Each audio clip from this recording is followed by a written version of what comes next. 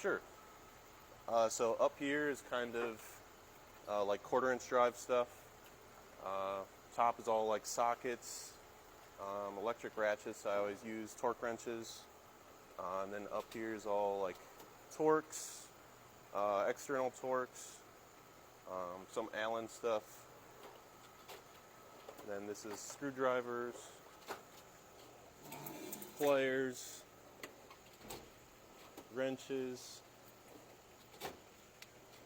This is all kind of picks, some more torques.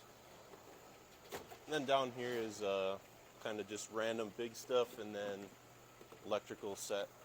Then kind of overflow onto this toolbox here.